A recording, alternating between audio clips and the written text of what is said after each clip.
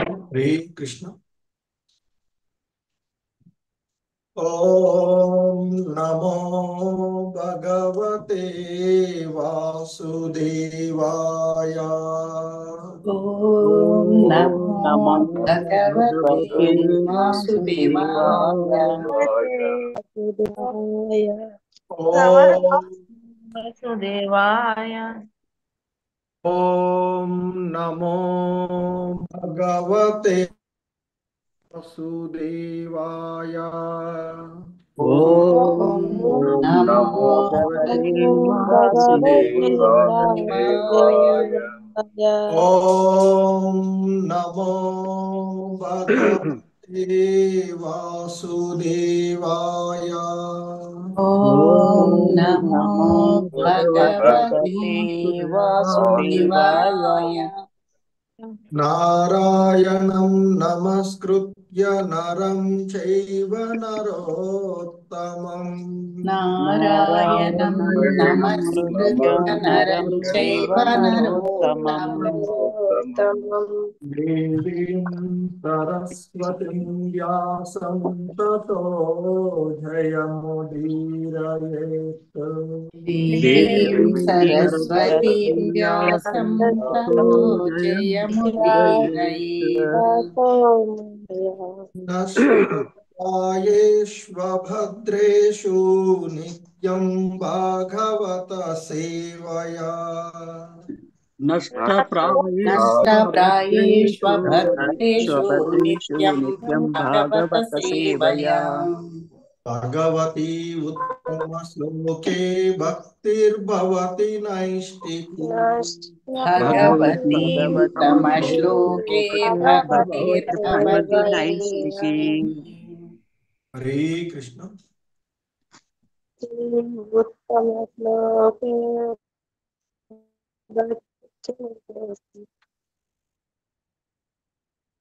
So ఈరోజు మనము శ్రీమద్ భాగవతము 3వ స్కందము యథాస్థితి అందు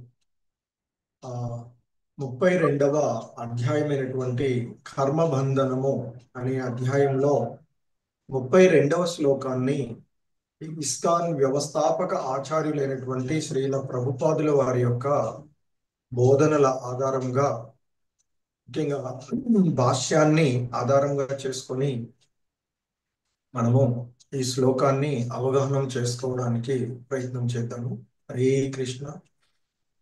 so please repeat. Shrimad Bhagavatam 3వ స్కందము 32వ అధ్యాయము 32వ శ్లోకము. హరే కృష్ణ. జ్ఞానయోగచ్చమన్నిష్టో ज्ञानयोगश्च జ్ఞానయోగచ్చమన్నిష్టో ज्ञानयोगश्च జ్ఞానయోగచ్చమన్నిష్టో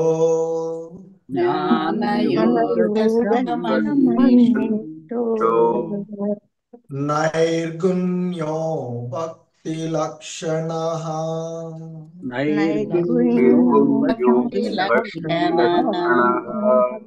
నైర్గుణ్యో భక్తి లక్షణః. नैर्गुण्यो भक्तिलक्षणः। నైర్గుణ్యో భక్తి नैर्गुण्यो भक्तिलक्षणः। ద్వయోరప్యేక ఏవార్తో द्वयोरप्येक एवार्तो।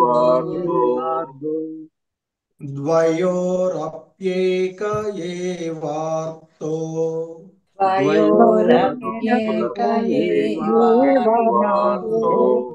ద్వయోరప్యేక ఏవార్తో द्वयोरप्येक एवार्तो।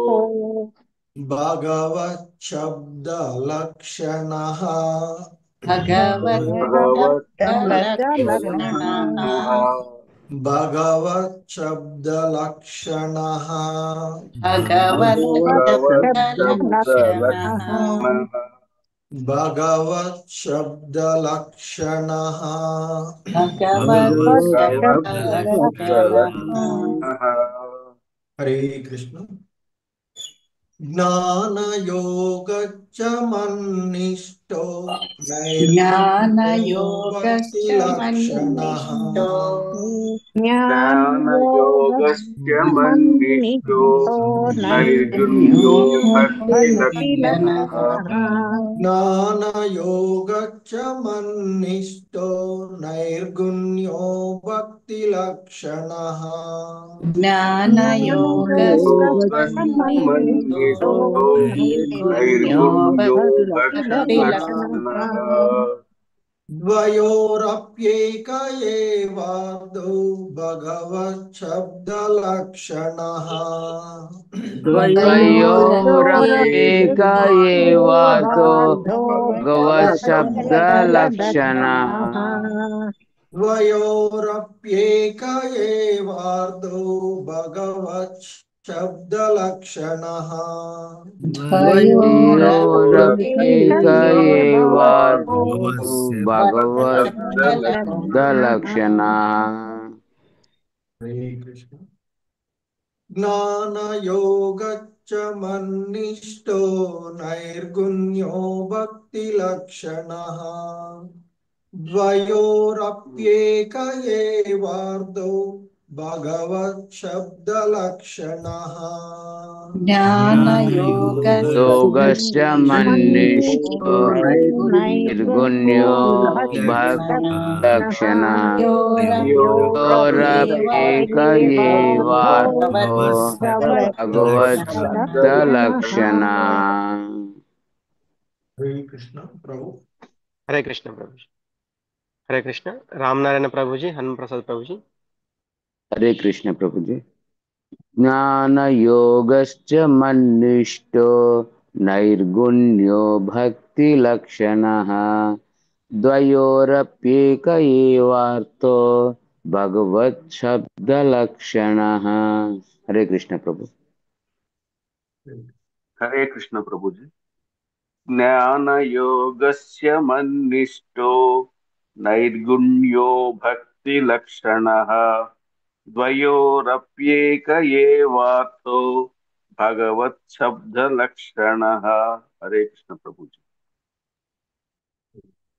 हरे कृष्ण माधवी नीलप माता जी नीरजा माता जी हरे कृष्ण प्रभु ज्ञानयोगश्च मन्निष्ठो नैर्गुण्यो भक्तिलक्षणः द्वयोरप्येक एवार्थो भगवच्छब्दलक्षणः हरे कृष्ण प्रभु हरे कृष्ण प्रभु चैतन्य ज्ञानयोगश्च मन्निष्ठो नैर्गुण्यो भक्तिलक्षणः द्वयोरप्येक एवार्थो भगवच्छब्दलक्षणः धन्यवाद हरे कृष्ण विशालवती माता जी हरे कृष्ण हरे कृष्ण प्रभु जी ज्ञानयोगच्च मन्निष्ठो नैर्गुण्यो भक्तिलक्षणः द्वयोरप्येक एवार्थो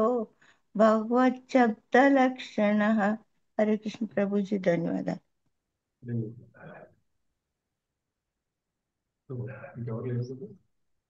यस प्रभु हरे कृष्ण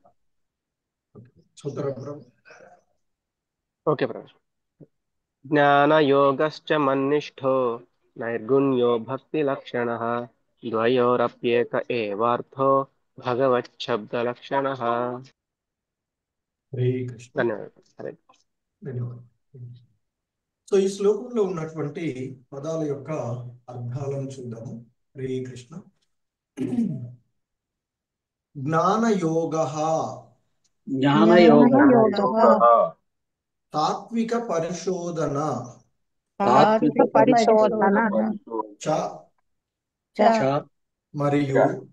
మరియు మత్ నిష్ఠః నన్ను లక్ష్యముగా కలిగినది నన్ను లక్ష్యముగా కలిగినది.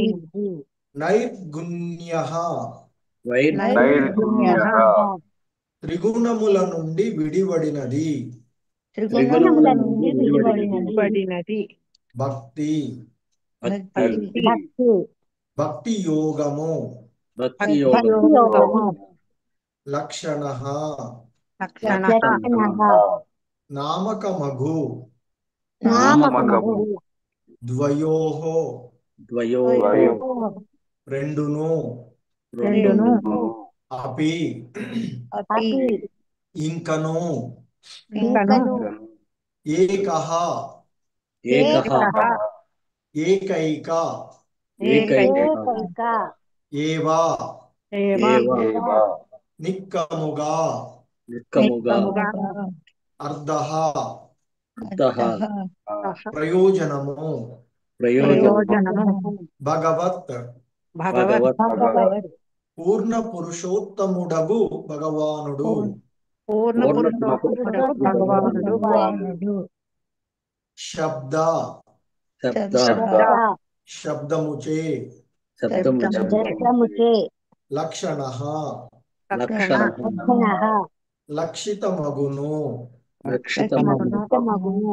హరే కృష్ణ. భావం తాత్విక పరిశోధనము యొక్క ముఖ్య ప్రయోజనము దేవదేవుని అవగతము చేసుకొనుటయే. మనుజుడు ఈ అవగాహనను బడిసి త్రిగుణముల నుండి విడివడిన పిమ్మట భక్తి యోగ స్థితిని చేరగలడు. అనగా ప్రత్యక్షమగు భక్తి యోగము ద్వారా గాని లేదా తాత్విక పరిశోధన ద్వారా గాని అతడు చేరవలసిన గమ్యము ఒక్కటే. అది పూర్ణ పురుషోత్తముడగు భగవానుడు. హరే కృష్ణ. సో భాష్యము బహుజన్మల తాత్విక పరిశోధన పిమ్మట వాసుదేవుడే అంటే భగవానుడగు దేవదేవుడు సర్వమనడి అవగాహనకు వివేకవంతుడు చర్మముగా అరుదించి అతనికి శరణజొచ్చునని భగవద్గీత యందు తెలుపబడినది. మహాత్ములగు అట్టి యోగులు అరుదుగా నుందురు. జ్ఞాన యోగము ద్వారా మనుజుడు పరమ పురుషుని అవగాహన చేసుకునే స్థితికి అరుదెంచనిచో అతని కార్యము పూర్తి కానట్లే అగును.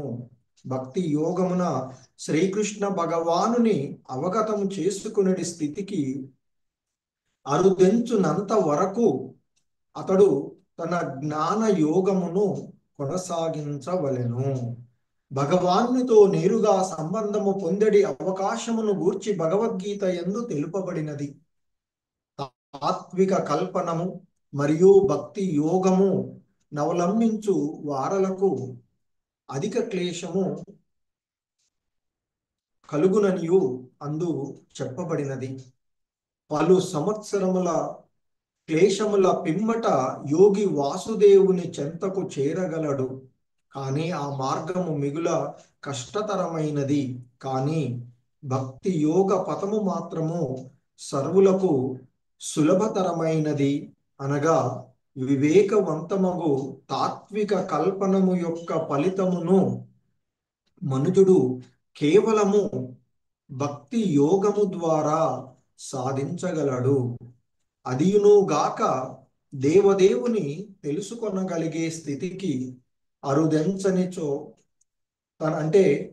తన మానసిక కల్పన కార్యము ద్వారా జ్ఞాని యొక్క పరిశోధన కార్యమంతయు వృధా శ్రమయని చెప్పబడును.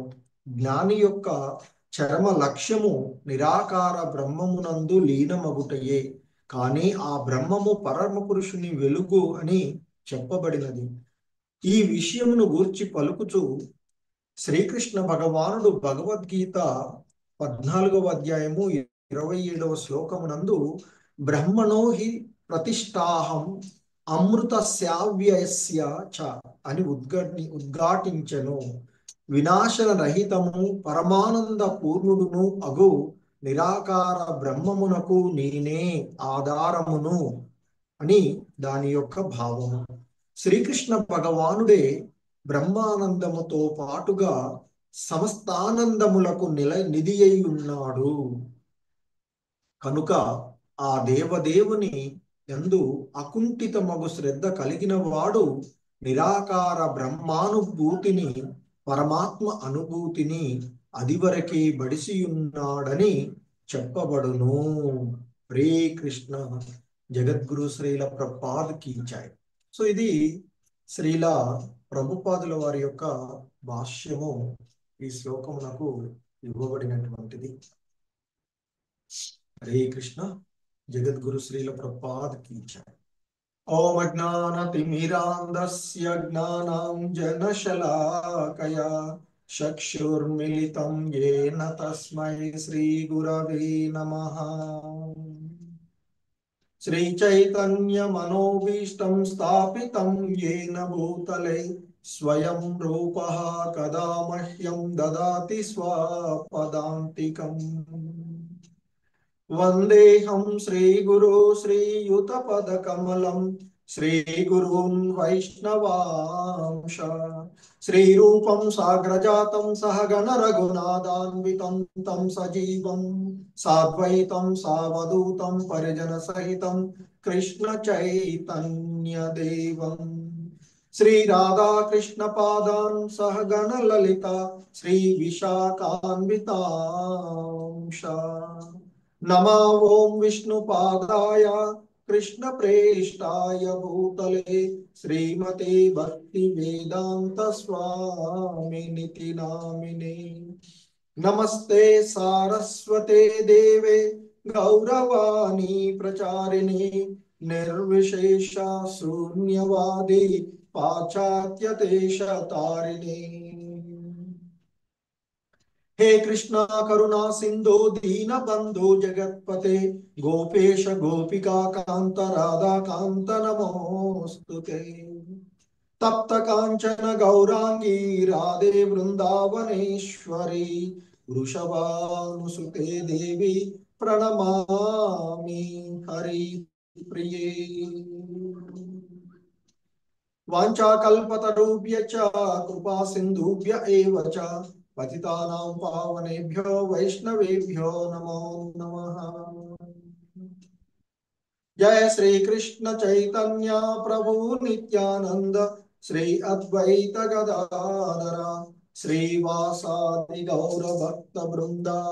हरे कृष्णा कृष्ण कृष्ण हरे हरे हरे राम राम राम हरे हरे. हरे कृष्णा कृष्ण कृष्ण हरे हरे हरे राम राम राम हरे हरे. हरे कृष्ण. సో మనము శ్రీమద్ భాగవతమును సో 3వ స్కందము అయినటువంటి ఈ యథాస్థితి అందులో 32వ అధ్యాయము కర్మబంధనము కపిల భగవానుల వారు తన తల్లి అయినటువంటి దేవహూతికి వివరిస్తూ ఉన్నటువంటి అంశాలను చూస్తూ ఉన్నాము. మరి ఆయన ఆ భగవంతుని గురించి, ఆ భగవంతుని యొక్క విభూతులను గురించి, మరి ఆ భగవంతుడి నుంచి ఈ భౌతిక జగత్తంతా కూడా ఆ భగవంతుడి నుంచి ఉత్పన్నమైనటువంటి విషయాలను, మరి ఏ విధంగా ఆ భగవంతుణ్ణి యొక్క జ్ఞానాన్ని మనం పొందగలము అనేటువంటి విషయాలను, ఏ విధంగా ఈ కర్మ బంధనాల నుండి బయటపడవచ్చు అనేటువంటి విషయాలను ఆయన తెలియచేస్తూ ఉన్నటువంటిది మనము ఇక్కడ చూస్తూ ఉన్నటువంటిది. సో ముఖ్యంగా మనము ఈ పూర్వపు శ్లోకాలలో మరి చూసినట్లయితే ఆయన అంతకుముందు చెప్తారు. మరి అంటే ఈ మొత్తము వ్యవస్థకు నేనే మూలాధారము, అలాగే ప్రతి జీవుడు అంటే క్షేత్రంగా భావించబడేటువంటి ప్రతి దానిలోనూ నేను వ్యాపించి ఉన్నాను. అంటే ఆ పూర్ణ పురుషోత్తముడైనటువంటి భగవానుడు సర్వము వ్యాపించి ఉన్నటువంటి అంశాలను మనము ఇక్కడ చూస్తూ ఉన్నటువంటి, అంటే ముఖ్యంగా మనకి ఈ గత కొన్ని శ్లోకాల నుండి చూస్తూ ఉన్నటువంటి దాంట్లో సమస్తము ఆ భగవంతుడి నుండే ఉద్భవిస్తుంది అనేటువంటి విషయాన్ని మనకి ఆయన తెలియచేస్తూ ఉన్నటువంటిది. ఎందుకంటే ఆ మహతత్వం గురించి మరి ఆయన అంటే ఇదంతా కూడా ఆయన మహత్పాదుడు అనేటువంటి, ఎందుకంటే మహతత్వం నుండి మిథ్యా అహంకారము, త్రిగుణాలు, పంచభూతాలు, వ్యక్తిగతమైనటువంటి చైతన్యము, 11 ఇంద్రియాలు, భౌతిక దేహము, ఇవన్నీ కూడా ఆయన నుండి ఉద్భవించినవి. అంటే సమస్తము ఆయన నుండి ఉద్భవించినది. ఈ సమస్త విశ్వము దేవదేవుడి నుండి ఆవిర్భవించినది అనేటువంటి విషయము మరి శ్రద్ధతోనూ సమాహిత చిత్తముతోనూ పూర్ణ వైరాగ్యంతోనూ భక్తి యోగమున నెలకొని ఉండేటువంటి మరి నెలకొని నుండి ఆ భగవంతుని యందే ధ్యాసను కలిగి ఉన్నట్లయితే ఆయన యందే సదా లగ్నమైనటువంటి వాడికి ఈ పూర్ణ జ్ఞానము, అంటే ఈ సమస్తము భగవంతుడి నుండి ఉద్భవించినది అనేటువంటి ఆ జ్ఞానము లభిస్తుంది. తద్వారా అతడు నిస్సంగుడై ఉంటాడు అనేటువంటి విషయాన్ని మనము పూర్వపు శ్లోకంలో చూసినటువంటిది. అంతేకాకుండా ఇంకా ఆయన చెప్తారు, ఓ గౌరవనీయురాలైనటువంటి తల్లి, పరతత్వ అవగాహన పదమును నీకు నేను వివరించాను. ఎందుకంటే చాలా అధ్యాయాల నుండి మనం ఈ 3వ స్కందంలో ఎక్కువ భాగం ఆ కపిల భగవానుల వారి యొక్క బోధనలను చూస్తూ వచ్చాం. మరి ఆ పరతత్వ అవగాహనం చేసుకోవడము, ఆ దేవదేవుడిని అవగాహనం చేసుకుని ఆ పరతత్వాన్ని అవగాహనం చేసుకునేటువంటి మార్గాన్ని నీకు అంతకు ముందే వివరించి ఉన్నాను. కనుక మరి ఈ ఆ మార్గాన్ని తెలుసుకుని ఆ మార్గము ద్వారా మనిషి ప్రకృతి పురుషుడు వారి యొక్క నిజమైనటువంటి తత్వములను, అలాగే వారి మధ్య ఉన్నటువంటి సంబంధాన్ని ఆ జ్ఞానము ద్వారా తెలుసుకోగలడు అంటూ ఆ కపిల భగవానుల వారు వివరించినటువంటి అంశాలను మనము ఇంతవరకు చూసినటువంటిది. అలాగే ఇంకా ఈరోజు ఆయన కొనసాగిస్తూ చెప్తూ ఉన్నటువంటి అంశము, ఎందుకంటే ఆయన ఇక్కడ చెప్తూ ఉన్నారు ఈ శ్లోకంలో, ముఖ్యంగా ఈ 3వ స్కందంలోని 32వ అధ్యాయంలోని 32వ శ్లోకంలో ఆయన తెలియచేస్తూ ఉన్నటువంటి అంశాన్ని మనం చూసినట్లయితే ఈ విధంగా అంటున్నారు, జ్ఞానయోగచ్చమన్నిష్టో నైర్గుణ్యో భక్తి లక్షణ ద్వయోరప్యేక ఏవార్ధో భగవత్ శబ్ద లక్షణ. సో మరి ఆయన మనకి ఇక్కడ తెలియచేస్తూ ఉన్నటువంటి అంశాలను ముఖ్యంగా చూసినట్లయితే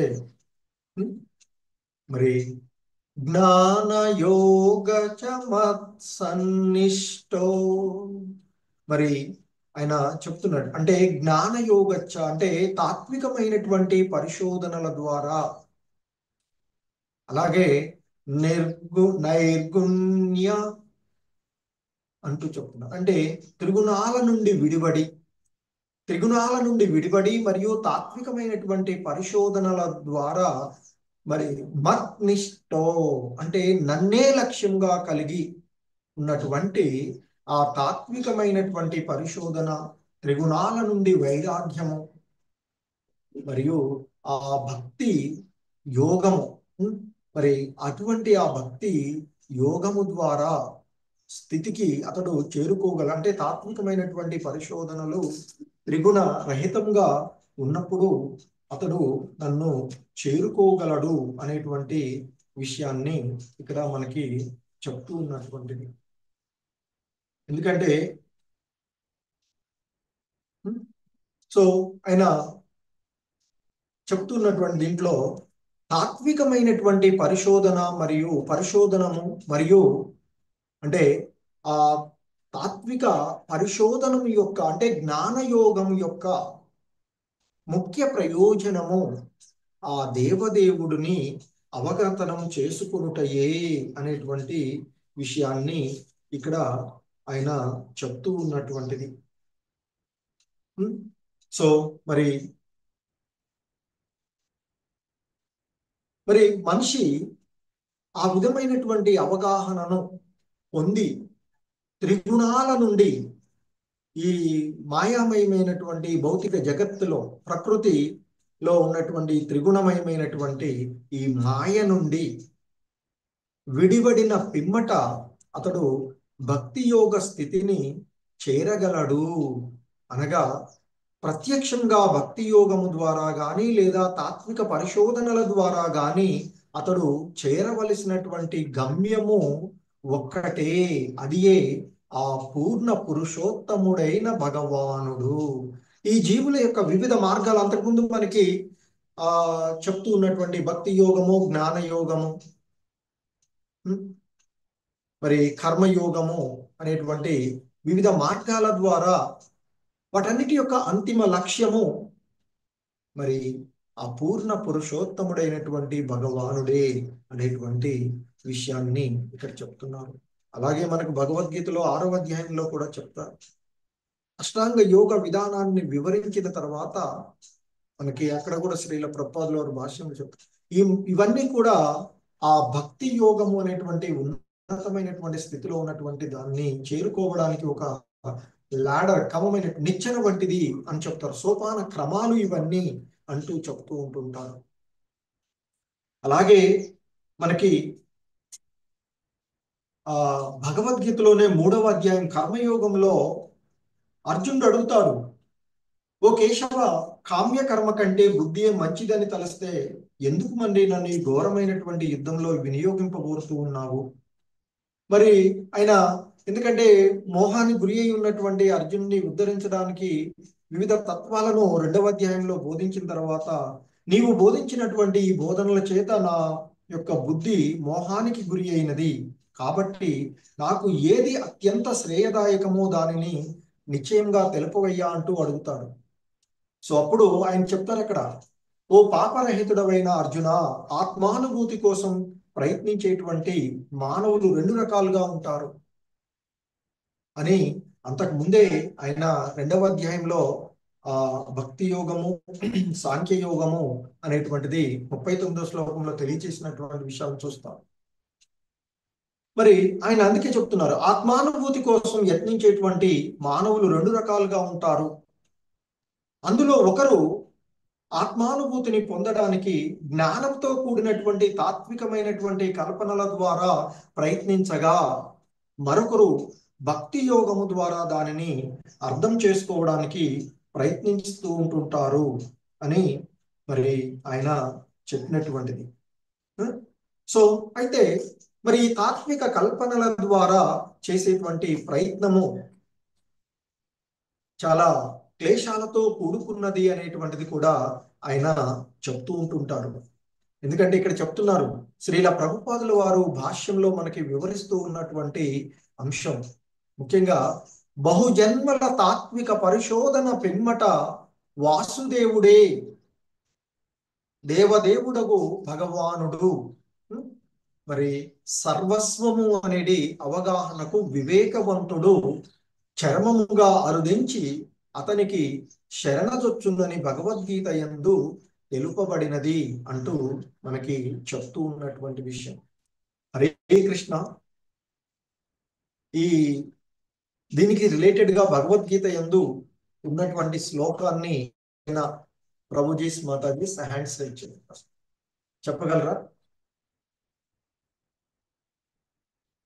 గిరిజా మాతాజీ. బహూనాం జన్మనామంతే జ్ఞానవాన్ మాం ప్రపద్యతే వాసుదేవః సర్వమితి సమహాత్మాసు దుర్లభః. హరే కృష్ణ ప్రభుజీ. హరే కృష్ణ మాతాజీ. సో ఇది భగవద్గీత 7వ అధ్యాయమైనటువంటి భగవద్విజ్ఞానము అనేటువంటి సో ఆ అధ్యాయంలో ఆయన చెప్తూ ఉంటుంటారు, ఓ అర్జున, ఒక 4 రకాలైనటువంటి దుష్కృతులు నన్ను దరిచేరరు, కానీ మరొక 4 రకాలైనటువంటి పుణ్యాత్ములు మాత్రము నన్ను దరిచేరుతారు అంటూ అందులో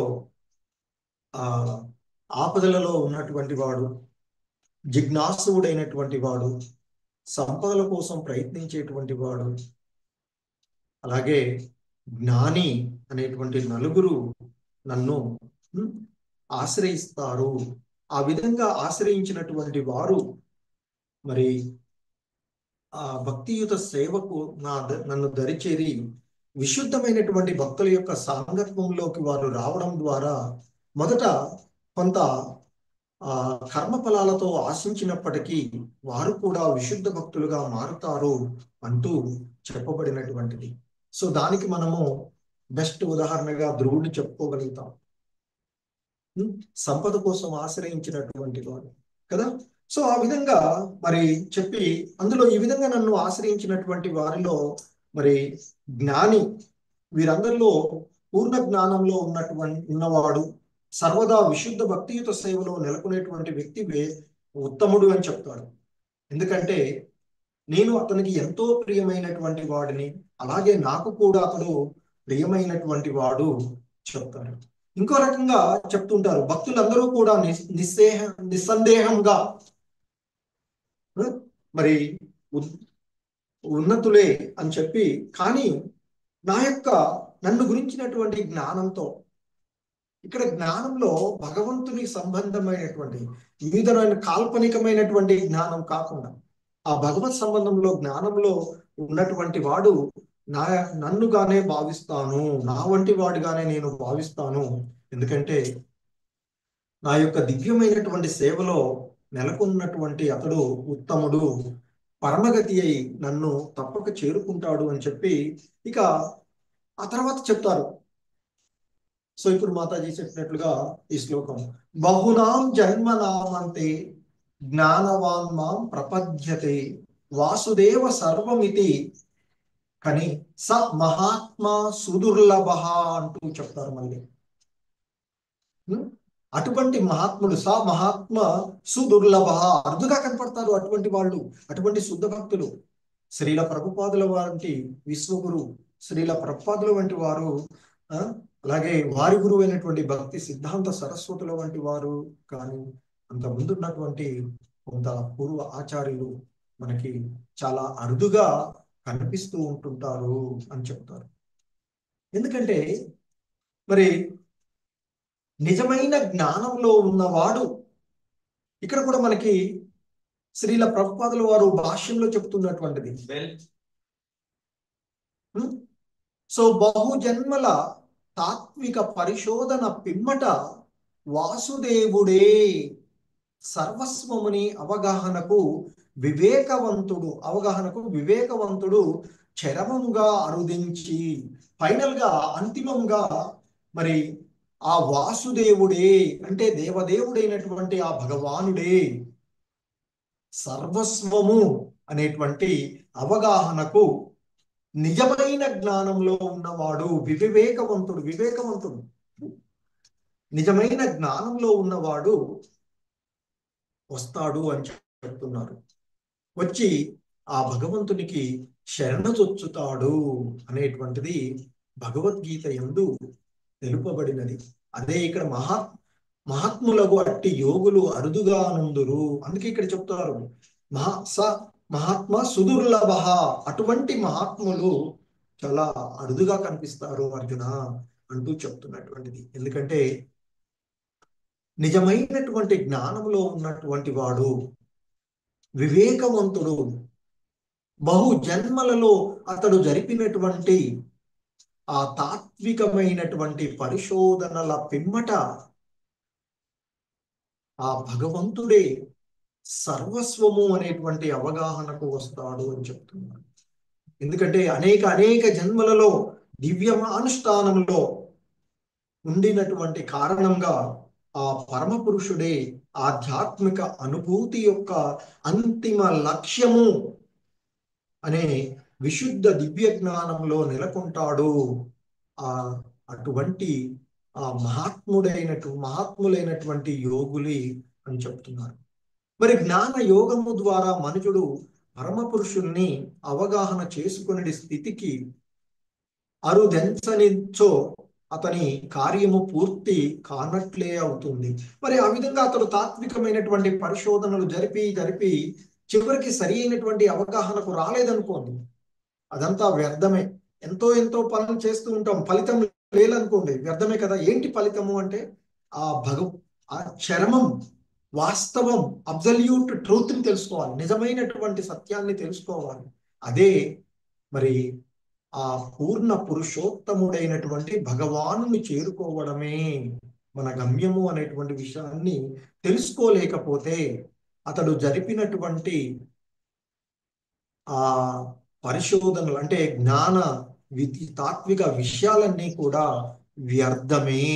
కాబట్టి అతడు చేసేటువంటి ప్రయత్నము పూర్తి కానట్లే అంటూ చెప్తున్నారు ఇక్కడ శ్రీల ప్రభుపాదుల వారు. మరి భక్తి యోగమున శ్రీకృష్ణ భగవాను అవగతం చేసుకునే స్థితికి అరుదెంచునంత వరకు అతడు జ్ఞానయోగమును కొనసాగించవలసినది.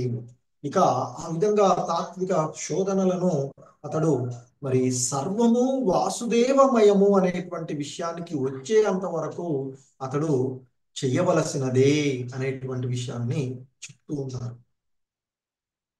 మరి ఇంకా చెప్తున్నారు శ్రీల ప్రభ, భగవానునితో నేరుగా సంబంధము పొందేడి అవకాశమును గూర్చి భగవద్గీత యందు తెలుపబడినది. తాత్విక కల్పనము మరియు యోగ విధానమును అవలంబించిన వారులకు అది క్లేశమగుననియు అందు చెప్పబడినది. ఎందుకంటే మరి ఆయన చెప్తుంటారు, నిరాకార సహకారులలో ఎవరు ఉత్తములు అంటూ అర్జునుడు అడిగినటువంటి ప్రశ్నకు సమాధానంగా చెప్తారు, నా సాకార రూపము పైననే మనసును కేంద్రీకరించి నా యొక్క భక్తియుత సేవలో నిమగ్నమైనటువంటి వారే ఉత్తములు అని నా అభిప్రాయము అర్జున అంటూ సాక్షాత్తు కృష్ణ భగవానుడే చెప్పినటువంటిది.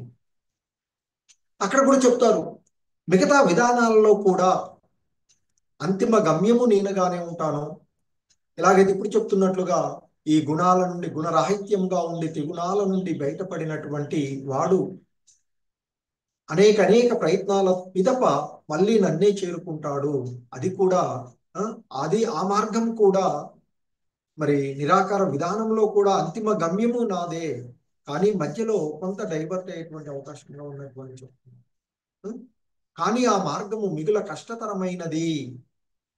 కానీ ఓ అర్జున, భక్తి యోగ పథము మాత్రము అందరికీ సర్వులకు సులభతరమైనది అంటూ కృష్ణ భగవానుడు చెప్పిన విషయాన్ని ఇక్కడ శ్రీల ప్రభుపాదుల వారు గుర్తు చేస్తూ ఉన్నారు. అనగా వివేకవంతమైనటువంటి తాత్విక కల్పన యొక్క ఫలితమును మనుజుడు, ఎందుకంటే అనేక జన్మలలో జ్ఞాన యోగ విధానము ద్వారా అతడు చేసినటువంటి పరిశోధనల ఫలితాలన్నింటినీ కూడా మరి మనిషి భక్తి యోగాన్ని పాటించడం ద్వారా సాధించగలడు అంటూ చెప్తున్నాడు. అంతేకాకుండా దేవదేవుని తెలుసుకొనగలిగే స్థితికి అరుదెంచనిచో తన మానసిక కల్పన కార్యము ద్వారా జ్ఞాని యొక్క పరిశోధన కార్యమంతయు వృధా అని చెప్పబడినది. ఎందుకంటే భౌతికమైనటువంటి విషయాలలో చెప్తూ ఉంటుంటాం, ఈ జన్మలో ఆధ్యాత్మికం కాకుండా భౌతిక విషయాలపైన వెంపర్లాడుతూ ఉండి ఎంతో 100% బదులు 99.9% సాధించి కూడా పతనమైతే మళ్ళీ జీరో నుంచే ప్రారంభించవలసినటువంటిది. కానీ భక్తిలో మాత్రం ఏ కొద్దిగా మనకు చెప్తారు ఆయన భగవద్గీతలో కూడా, ఈ మార్గంలో ఏ కొంచెము చేసినా అది భయంకరమైనటువంటి క్లేశాల నుండి బయటపడవేస్తుంది. ఆధ్యాత్మికంగా భక్తియుత సేవలో ఏ మాత్రం కొంచెం నిమగ్నమైనా అది తర్వాత కంటిన్యూ అవుతూ ఉండేటువంటి. సో అందుకే ఇక్కడ చెప్తూ ఉన్నారు, మరి ఆ దేవదేవుని తెలుసుకోగలిగే స్థితికి అరుదించకపోయినట్లయితే ఆ తాత్విక పరిశోధనలు, ఆ మానసిక కల్పన కార్యాల ద్వారా మరి ఆ పరిశోధన కార్యమంతా కూడా వృధాశ్రమయని చెప్పబడుతుంది శాస్త్రాలలో అంటూ చెప్తున్నారు. కానీ జ్ఞాని యొక్క చర్మ లక్ష్యము నిరాకార బ్రహ్మమునందు లీనమగుటయే, కానీ ఆ బ్రహ్మము పరమపురుషుని వెలుగు అని చెప్పబడినది. ఈ విధంగా అంటే ఈ విషయంను గూర్చి పలుకుచూ శ్రీకృష్ణ భగవానుడు భగవద్గీత యందు 14వ అధ్యాయము 27వ శ్లోకము. హరే కృష్ణ మాతాజీస్ ప్రభుజీస్ ఎవరైనా 14వ అధ్యాయంలోని 27వ శ్లోకాన్ని. హరే కృష్ణ. హరే కృష్ణ. హరే కృష్ణ ప్రభుజీ. నీరజ మాతాజీ అన్మ్యూట్ చేస్తాం. హరే కృష్ణ. నీరజ మాతాజీ. హరే మాతాజీ. బ్రహ్మణో హి ప్రతిష్టాహం అమృతస్య వ్యయస్య చ శాశ్వతస్య చ ధర్మస్య సుఖస్యైకాంతికస్య చ. హరే కృష్ణ. ధన్యవాదాలు. హరే ధన్యవాదాలు. హరే కృష్ణ. సో మరి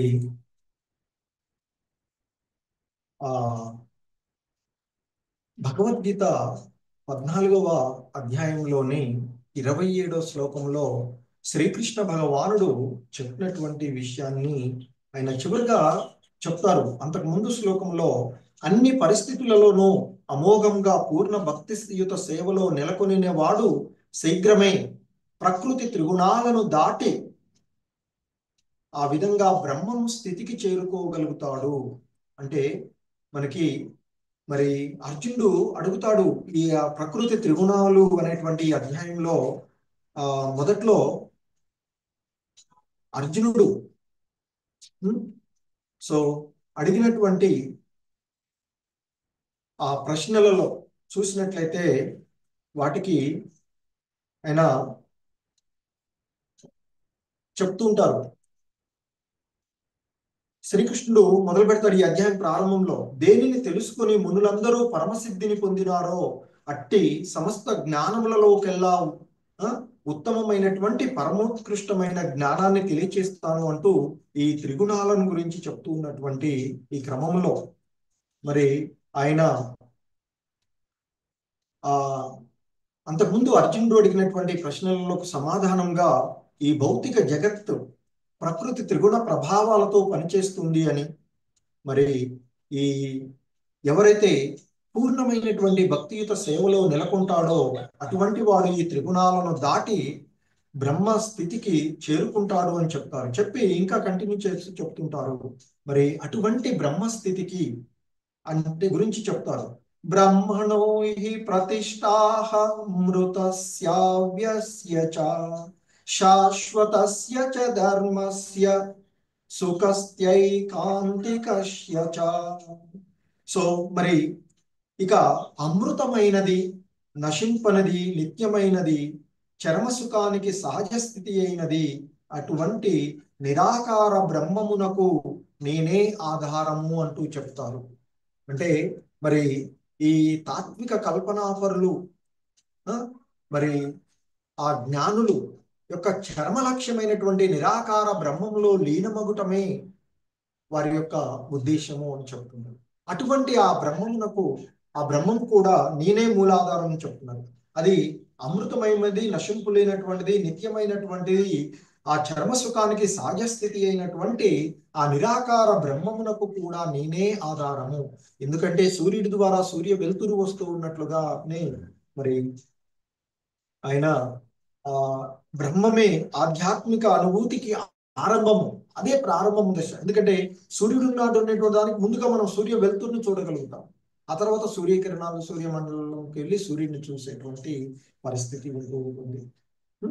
సో మరి ఆ పరమ పురుషుడి యొక్క ఆ పరతత్వపు అంతిమ అనుభూతి. సో మరి అందుకే ఆయన పరమాత్మ, నిరాకార బ్రహ్మము ఇద్దరు కూడా ఆ పరమ పురుషుల్లోనే ఉన్నటువంటి అంశము. సో అందుకే ఇక్కడ చెప్తూ ఉన్నటువంటిది వినాశరహితము, పరమానందమునకు పూర్ణమైనటువంటిది కదా, అమృతమైనది, నశింపు లేనటువంటిది, వినాశన రహితమైనటువంటిది, పరమానందమునకు పూర్ణమైనటువంటి ఆ నిరాకార బ్రహ్మానికి కూడా నేనే ఆధారము అంటూ చెప్తున్నటువంటి శ్రీకృష్ణ భగవానుడే బ్రహ్మ ఆనందంతో పాటు సమస్త ఆనందాలకు నిధి అయి ఉన్నటువంటిది.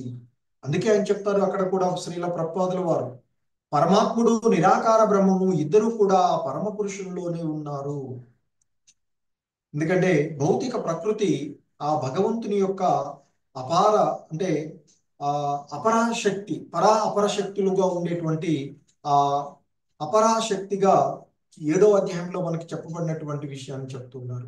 సో కనుక దేవదేవుని యందు అకుంఠితమైనటువంటి శ్రద్ధను కలిగినటువంటి వాడు నిరాకార బ్రహ్మానుభూతిని, పరమాత్మ అనుభూతిని అది వరకే పొంది ఉంటాడు అనేటువంటిది ఇక్కడ చెప్పబడుతూ ఉన్నటువంటిది. ఎందుకంటే మరి ఆ ఉన్నతమైనటువంటి దానిని పొందేటప్పుడు ఎట్లాగో ఇవి మధ్యలో వచ్చేటువంటివి. సో కనుక ఆ పరాప్రకృతి యొక్క ఆధీనంలో ఆశ్రయించి ఉన్నటువంటి వాడు ఎలాగో అపర ప్రకృతి వీటన్నిటిని కూడా దాటి వచ్చేటువంటి వాడే. సో అందుకే ఇక్కడ చెప్తున్నటువంటి ఆ దేవదేవుడి యందు, ఆ దేవాది దేవుడి యందు, ఆ పూర్ణ పురుషోత్తముడైనటువంటి భగవంతుని యందు అకుంఠితమైనటువంటి శ్రద్ధను కలిగిన వాడు నిరాకార బ్రహ్మానుభూతిని, పరమాత్మ అనుభూతిని అంటే కర్మయోగాల ద్వారా, జ్ఞానయోగాల ద్వారా పొందేటువంటి స్థితినన్నింటినీ భక్తి యోగులు అదివరకే పొంది ఉంటారు అనేటువంటి విషయాన్ని ఇక్కడ చెప్తూ ఉన్నటువంటిది. హరే కృష్ణ. జగద్గురు శ్రీల ప్రభుపాద్ కీ జయ. సో ఇది శ్రీల ప్రభుపాదుల వారి యొక్క భాష్యము.